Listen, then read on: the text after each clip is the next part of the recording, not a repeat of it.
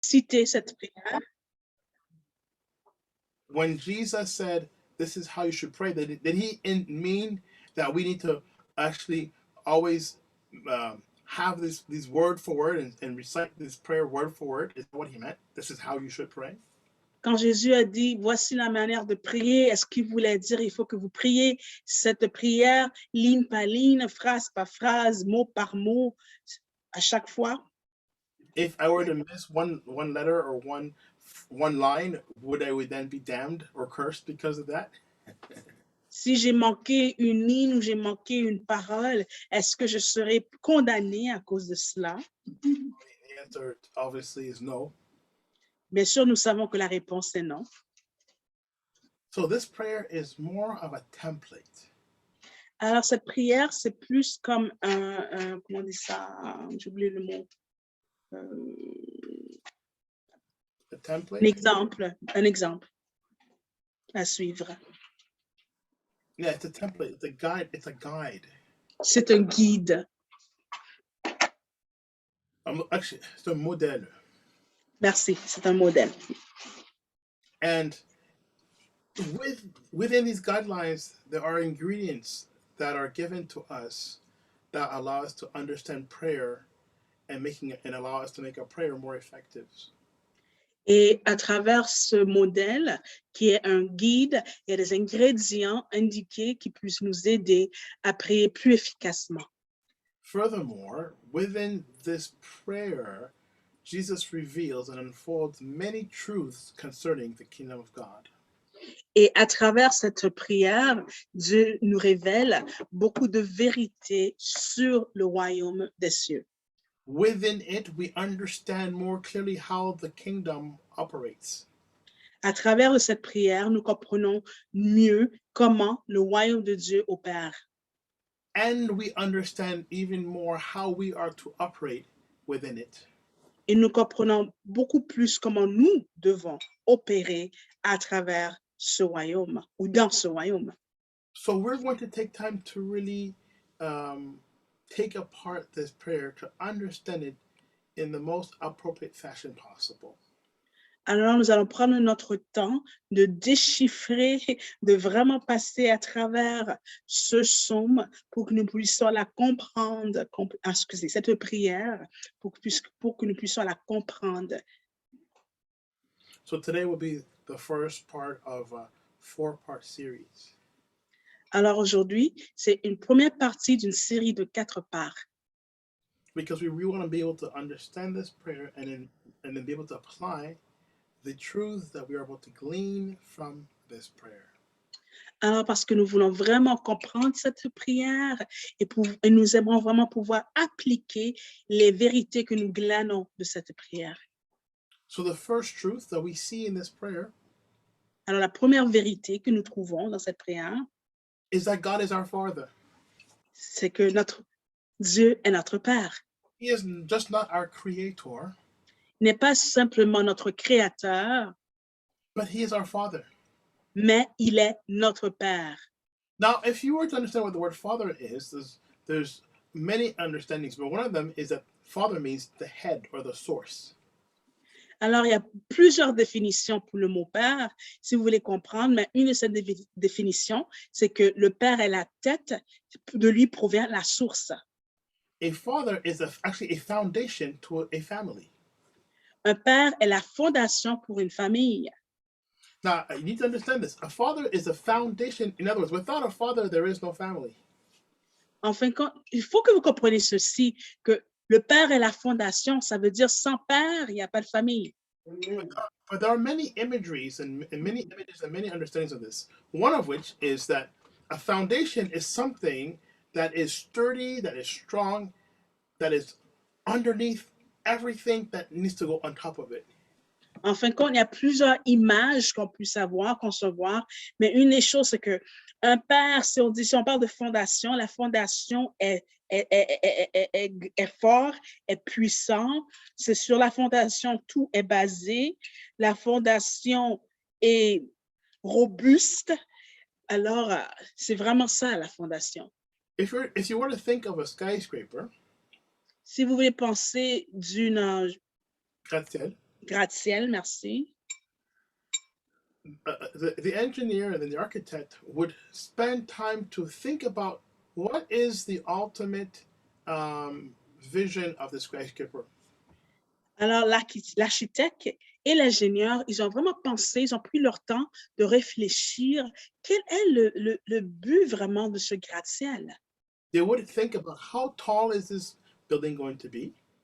Ils pensent quelle sera la grandeur de ce building, de ce bâtiment, How heavy is it going to be? comme la lourdeur de ce bâtiment. What kinds of items are going to be placed inside this building? Quels sont les items qui seront placés en dedans ce bâtiment? And then they would then proceed to decide how deep and how wide and how long the foundation of this building is going to have to be. Et maintenant, ils sont capables de décider quelle sera la profondeur et la largeur de cette fondation.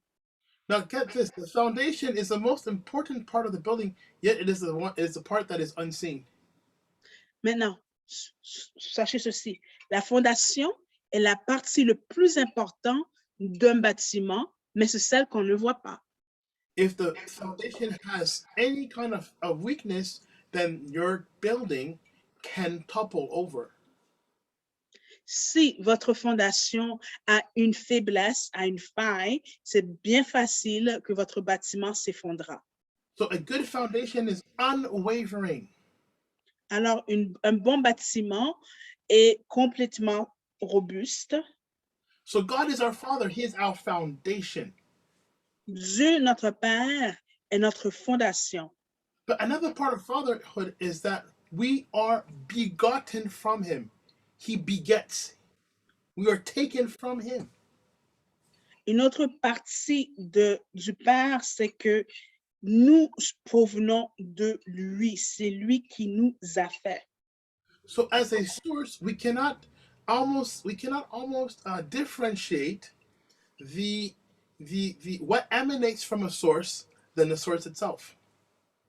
Alors, quand nous pensons d'une source, on peut pas penser, il n'y a pas vraiment une différence entre ce qui est la source et ce qui provient de cette source, ce qui a été engendré. I'm going to use many synonyms because it's just amazing when you think about it. We were etched from Him, we were hewn from Him. Alors, je vais utiliser plusieurs synonymes car je trouve ça tellement intéressant. Et tu peux répéter ces synonymes pour moi encore, Medad? We were etched from Him.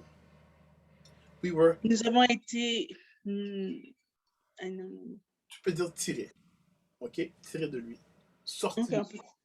Oui, oui. Sorti de lui. Etched. OK. We were hewn from Him. Hewn is like hewn is like when you take you take like a hammer on a rock, and the rock, and you have a pieces of rock, and you start just like hacking at it, right?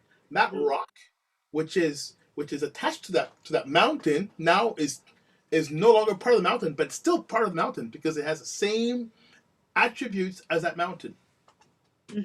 Non, nous sommes gravés de lui, nous sommes huilés de lui. Alors, si on pense à un roc, c'est-à-dire un morceau de rocher qui provient d'une montagne, là, c'est parce qu'on a utilisé pour lui faire sortir de la montagne, mais elle a toujours le même matériel que la montagne.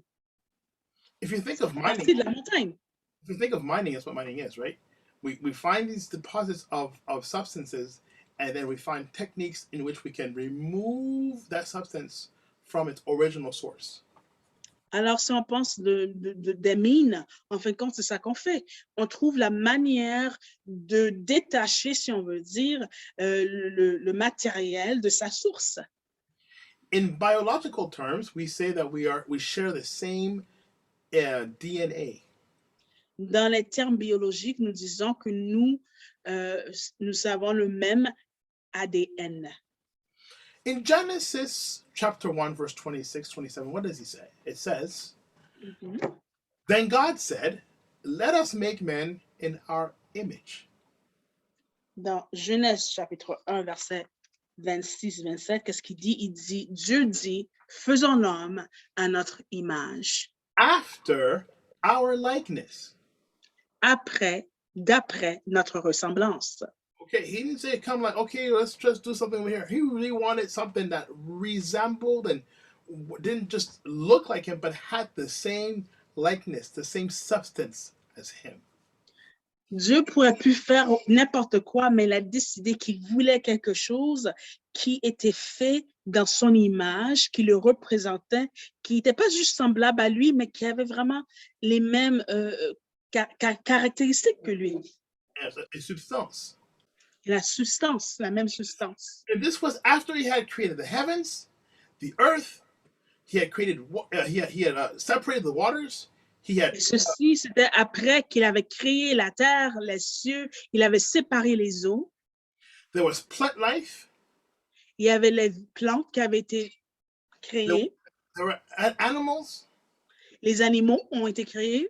And none of those things were in the likeness of God. Et aucun de ces choses était à l'image de Dieu. And then he said, to rule over the fish of the sea and the birds of the air. Et après, il a dit, c'est eux qui vont régner sur les poissons de la mer et sur les volailles, pas les volailles, mais les oiseaux dans les cieux.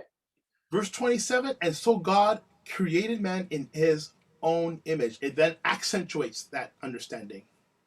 Et en fait, dans le verset 27, il pose l'accent, il dit que Dieu a créé l'homme en son image. In the image of God, he created him, male and female. He created Dans them. l'image de Dieu, à son image, il créa l'homme et la femme, il les créa. Now, if you think this is just in the Old Testament, 2 Peter 1, verse 3 and 4 says the following. Si vous croyez c'est seulement dans l'Ancien Testament, 2 Pierre 1 et 4. 2 Peter 1, verse 3 and 4.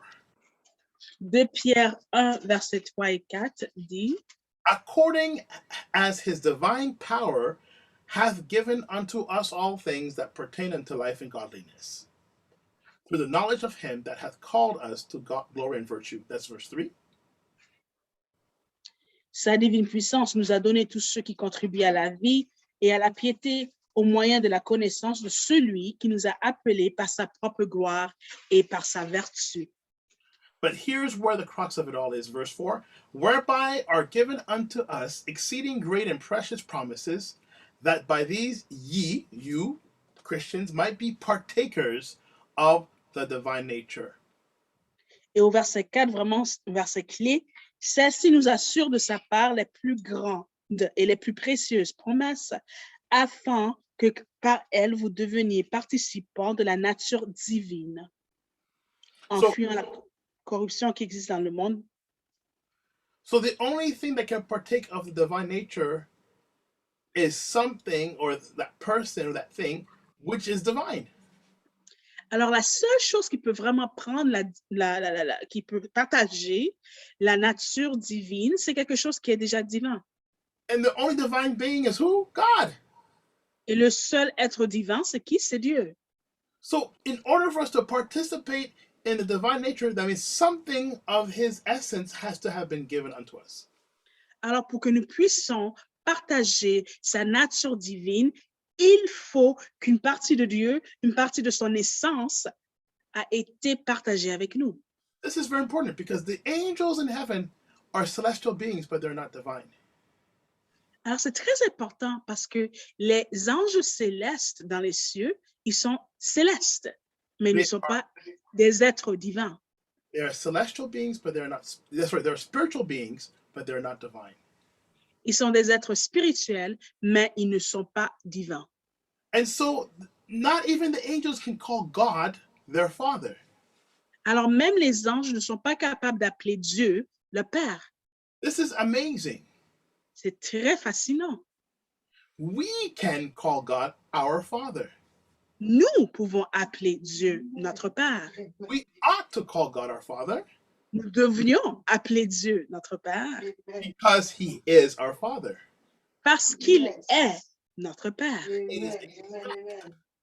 C'est un fait. It's not a conjunction, conjunction, or it's not something that we are conjecture. Sorry, it's not conjecture. Ce n'est pas une conjecture. It is the reality. C'est une réalité. And so now we need to appropriate that. Alors maintenant, nous devons approprier ceci. Why? Because God breathed his life unto us. Pourquoi? Parce que Dieu a mis sa narine, son souffle en nous. But think about this. Think about this. Does a spirit actually breathe? Mais pensez-y, est-ce qu'un esprit doit respirer? In the manner that we think of breathing, oxygen and, does a spirit need that? Does a spirit need oxygen? Alors, de la manière que nous pensons, on pense qu'il faut respirer, il faut prendre une respiration. Est-ce qu'un esprit a besoin de l'oxygène? The answer is no. A spirit does not need oxygen. It doesn't breathe in the way that we think of breathing as human beings do. La réponse, c'est non. Un esprit n'a pas besoin d'oxygène. Il ne respire pas la manière que nous, comme êtres humains, nous respirons. So the expression that God breathed his breath upon us doesn't mean that it was oxygen that he was giving unto us. Alors, l'expression que Dieu a soufflé sa respiration, a mis son souffle en nous, ce n'est pas pour dire qu'il nous a donné de l'oxygène. It means he was endowing his essence upon us. His spirit was being transmitted upon us. Ça veut dire qu'il nous a imbibés, il nous a transmis son esprit. For God so loved the world, he gave his only son. Car Dieu a tellement le monde qu'il a donné son fils unique, son fils qu'il a engendré. So, in the same way, for God so loved the world that he begot Lynn. Alors, de la même manière que Dieu a tellement aimé le monde qu'il a donné, qu'il a fait, comment? Il a engendré Lynn. God begot Louisa. Dieu a engendré Louisa. God begot Auntie Deborah. Dieu a engendré Tante Déborah. God begot Ketia. Dieu a engendré Ketia. And Thirtsa. Et Tirtsa. Do you understand this? Est-ce que vous comprenez ceci? Nous venons de Dieu. Amen. And so that has implications. Alors, ceci a des implications. Because it speaks to our identity. Parce que ça parle de notre identité. And so if it speaks to our identity, then it also speaks to our purpose. Alors, si ça parle de notre identité, ça parle aussi de notre but. Verse 20. Raison d'être. Genesis 1, verse 26, part B. Genèse 1, verset 26, B. To rule over the fish of the sea and the birds of the air, over the livestock and over all the earth itself, and every creature that crawls upon it. Pour qu'il domine sur les poissons de la mer, sur les oiseaux du ciel, sur le bétail, sur toute la terre et sur tous les reptiles qui rampent sur la terre.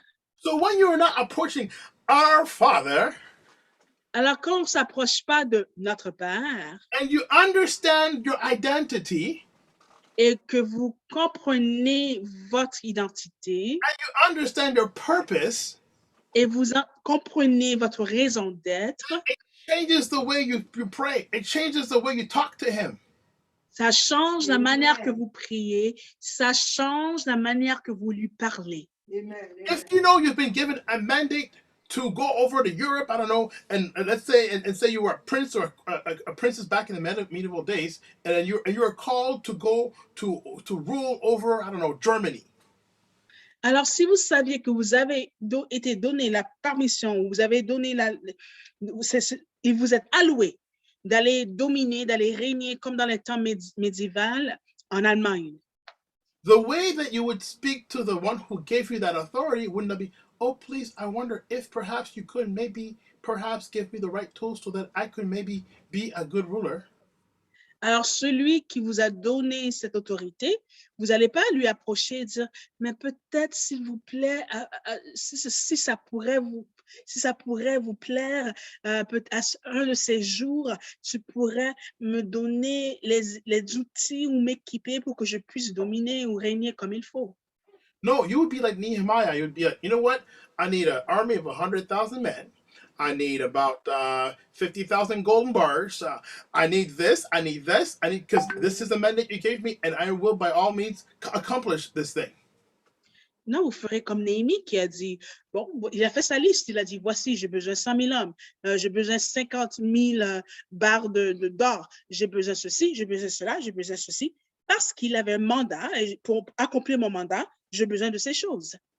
When you know your identity and your purpose, you don't beat around the bush anymore. Quand vous connaissez votre identité et votre raison d'être, vous allez droit au but parce que vous savez, vous connaissez qui vous êtes. You know, at that time, for most Israelites, God was far away. Connaissez-vous qu'à ce temps-là, pour les Israélites, Dieu était un Dieu très éloigné? I say most. Pour la plupart. Because we are given different examples of across time, there are certain men or women that were demonstrated to have somehow understood God as not being so far away. But for the most part, most Israelites, they saw God as this faraway entity.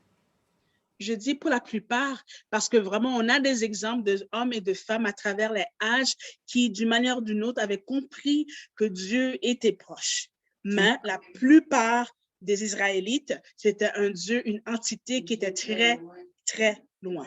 Even in Moses' day, only Moses and Joshua, at the beginning anyway, were in God's presence. The rest were just kind of like outside the tent, hoping that they could glean from Moses what Moses and Joshua had seen. Même dans le temps de Moïse, dans ce temps-là, c'était vraiment juste Moïse et Josué qui étaient dans la présence de Dieu. Ils avaient pu, eux, ils prenaient de la présence de Dieu, puis là, ils essayaient d'expliquer ou apporter aux autres ce qu'ils avaient compris. So God was an impersonal God to most Israelites. Alors Dieu était un Dieu impersonnel pour la plupart des Israélites. He was a vengeful God to many of them. Il était un Dieu de vengeance. De vengeance pour la plupart. He was a God only to be feared. Il était un Dieu qu'on craignait. It was hard for most Israelites, they couldn't really say, I love God. Pour la plupart des Israélites, ils ne pouvaient pas dire, j'aime Dieu. They feared God. Ils avaient la crainte de Dieu. So this was very revolutionary when Jesus says, address him as your father. Alors, c'était vraiment une idée révolutionnaire quand Jésus a dit, adressez Dieu comme votre Père. Because now it wasn't just the father of the whole nation, but he was your personal father. Wow, that was mind-blowing. Parce que maintenant, ce n'était pas juste le Père d'une nation, mais c'était votre Père personnel. Comment imaginer cela?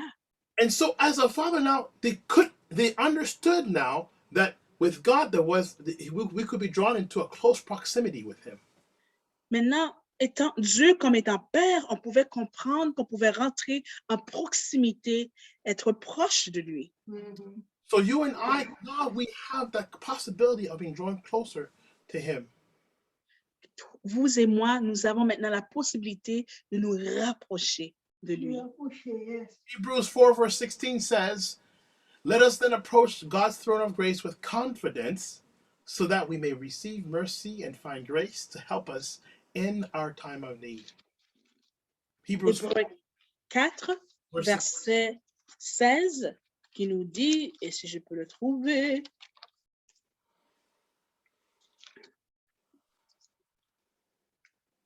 car nous n'avons pas, approchons-nous donc avec assurance du trône de la grâce, afin d'obtenir miséricorde et de trouver grâce pour être secouru dans nos besoins. Amen. The term the Father, it conjures up various images of fatherhood. Le terme notre Père conjure différentes images de Père. And when we think of the positive attributes of a father, it allows us to feel secure. Quand nous pensons aux attributs positifs d'un père, ça nous aide à nous mettre en sécurité. When we see him as a protector, quand nous le voyons comme protecteur, we feel secure.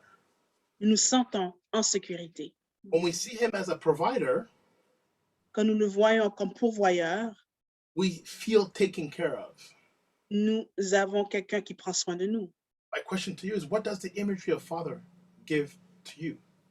Ma question pour toi, quelle est l'image du Père pour toi? Is he is your father someone in whom you can confide in? Est-ce que ton père est quelqu'un à qui tu peux te confier? Is your father someone in whom you can trust? Est-ce que ton père est quelqu'un à qui que tu puis parler, faire des confidences? And you see the one who always backs you up Est-ce que c'est celui qui est toujours avec toi, no matter what? n'importe quoi, n'importe quand? Is he the one who disciplines you constructively? Est-ce que celui qui te discipline, mais discipline appropriée? Is he the one who teaches you about life and about certain things and certain Est-ce matters? est-ce que c'est celui qui vous enseigne de la vie et de certaines choses? Is he the one who with whom you can laugh with? Est-ce que c'est lui, tu peux rire avec lui? Is your father a sacrificial giver? Est-ce que votre père est un donnant, quelqu'un qui aime donner, même sacrificiellement? These are open and these are questions that you need to think about. What does the image of your father conjure up in your mind, in your spirit? Ceci sont des questions que vous pouvez penser, réfléchir. Vous pensez, quelle est l'image du Père qui vous provient à l'esprit? Another 10 minutes. The next part of the verse says, "Our Father who art in heaven." L'autre partie du verset nous dit, notre Père qui est aux cieux. This testifies to God's greatness. Ceci témoigne de la grandeur de Dieu. God is placed on high. Dieu est placé haut. He has dominion over all inanimate and animate things. Dieu est élevé, il est élevé au-dessus de toutes les choses animées, les choses en vie ou non en vie.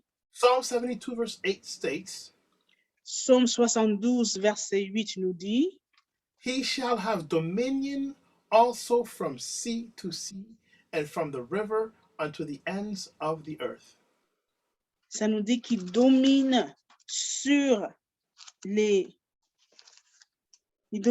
mers, il domine And from the river unto the ends of the earth. de la rivière jusqu'à la fin de la terre, il domine. Psalm 103:11 says the following, Le psaume 103, verset 11 nous dit, "For as high as the heavens are above the earth, so mais great autant, love for those who fear him." autant les cieux sont élevés au-dessus de la terre, autant est sa beauté est grande pour ceux qui le craignent. And so because God is not bound by this earthly realm, Parce que Dieu n'est pas lié par les paramètres de cette terre, there are no limits to his capacity. il n'y a aucune limite à sa capacité. There's nothing he cannot handle. Il n'y a aucune chose qu'il ne peut pas prendre soin. Everything on earth and above the earth and under the earth is subject to him. Toutes choses sous la terre, sur la terre, au-dessus de la terre, sont assujetties à Dieu. So again, I say, with this reality in mind, we can then approach God. Ce que je peux dire alors, avec cette réalité en vue, nous pouvons approcher Dieu. And know that above simply being a great listening ear, Et nous sachons qu'il n'est pas seulement un grand oreille qui nous écoute.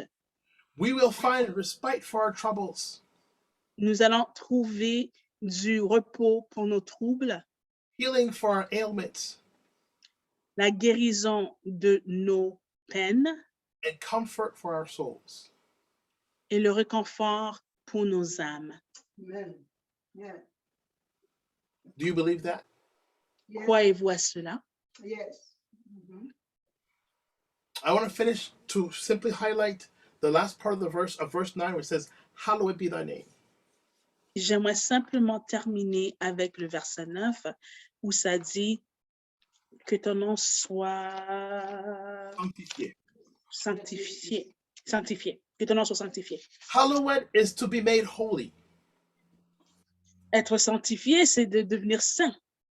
And what is holy? Qu'est-ce qui est la sainteté? Here's a partial definition. Voici une définition partielle. Dedicated or consecrated to God. Consacré, dévoué à Dieu. So God is consecrated to himself, Alors Dieu est consacré à lui-même. dedicated to himself. Il est dévoué envers lui-même. Another version or another definition of holiness is being set apart. Une autre définition de la sainteté, c'est d'être mis à part. So God sets himself apart. Alors Dieu s'est mis à part. So when you sing hallowed be your name, you're saying, God, may you be set apart. Alors quand tu dis que ton nom soit sanctifié, tu dis, mais Dieu, que tu sois mis à part. But God's name is not holy because I say it is. Mais Dieu n'est pas saint parce que c'est moi qui le dis. It's not in the exercise of reciting the word or the phrase that God's name is holy that means that he is holy. C'est pas en recitant cette phrase que Dieu maintenant est saint. His name is holy because he is holy. It's a fact. Son nom est saint parce qu'il est saint. C'est un fait. It is his state of being. C'est son état d'être. So when you are stating the name of God, Alors quand vous indiquez ou citez le nom de Dieu, in essence, you're talking about him. enfin quand vous parlez en essence de lui-même, The name is really a representation of who he is.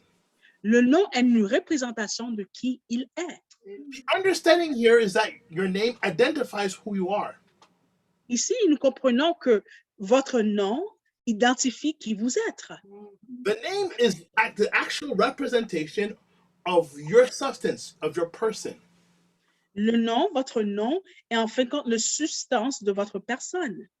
That is why, when in the earlier humanity, when they chose the name, they pondered upon it very carefully to choose the name of a child because it would represent who he was. C'est pour cela, au début de l'humanité, quand les gens avaient un enfant et ils allaient le nommer, ils prenaient leur temps de vraiment penser, réfléchir sur ce nom, car ça allait représenter qui serait cet enfant. So it was either prophetically we would name him, in other words, Alors, anticipating who he would be, alors c'était qu'on le nommait par prophétie, c'est-à-dire on disait, on lui nomme ceci pour qu'il devienne cela. for example, his name shall be Jesus and he will be the savior of mankind. Par exemple, son nom sera Jésus et il sera le sauveur de l'humanité. Or upon observance of this child, they then named him. Ou en observant cet enfant, maintenant il lui nommait. An example of that is Jacob. You see, it's when they saw that Jacob was trying to hold on to his twin brother's leg, and they said, this guy is a usurper. He's going to try to supplant someone. We're going to call him Jacob. Un exemple de cela, c'est Jacob. Quand ils ont vu que Jacob avait le pied de son frère aîné, ils disaient, ah, il va supplanter. Alors quoi? On lui nomme Jacob. But and the name is so important that when God changes your mandate, he says, I'm going to change your name. Et le nom est tellement important que assez souvent, quand Dieu a changé votre mandat, il changeait aussi votre nom. So Jacob no longer is Jacob. Alors Jacob n'est plus Jacob. And his name is what? Is Israel. Et son nom est qui? C'est Israël. Okay, Israel, which is to rule. Israël qui est à dominer, à régner. Is no longer Abram, he becomes Abraham. Abraham n'est plus Abraham, il devient Abraham, Father of nations. le père des nations. I'm trying to look, don't lose my spot here. So when we pray in the name of Jesus, people, listen. Alors, quand nous prions dans le nom de Jésus, c'est très important. It's not a mystical thing. C'est pas une chose mystique. It's not a magical thing. C'est pas une chose Magical. magique. Some Christians utilize the names of God as if it's some kind of just a protection just because they said the name. Il y a des gens qui utilisent le nom de Dieu comme si c'est une protection parce qu'ils ont dit le nom. Ils ont cité le nom. When we pray in the name of Jesus, we are invoking the presence of Jesus. Non, quand nous prions dans le nom de Jésus, nous invoquons la présence de Jésus. We are invoking the power and the character of Jesus Nous invoquons la puissance et le caractère de Jésus to intervene on behalf of the supplicant. pour intervenir au suppliant, pour le suppliant. Yes. Oui. So when we pray in the name of Jesus, we're not just saying, "Oh, because I said Jesus, everything's going to turn out all right."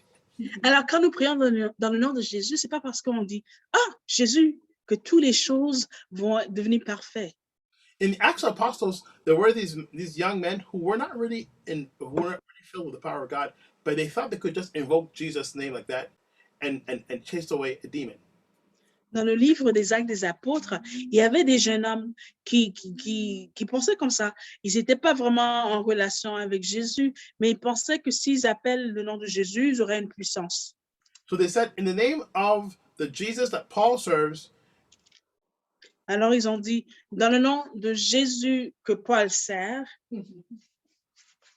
and the demon says, Paul I know, Jesus I know, you I don't know.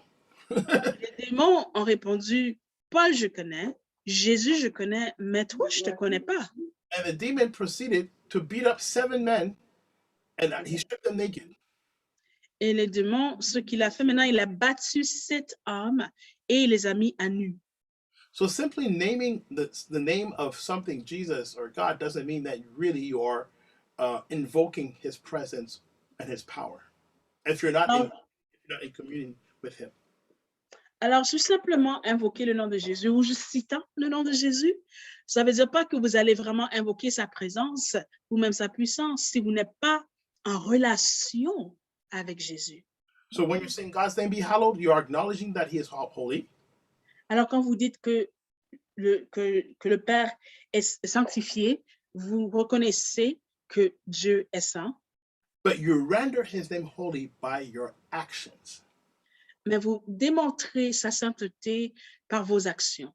It's your actions that will testify that you consider God holy.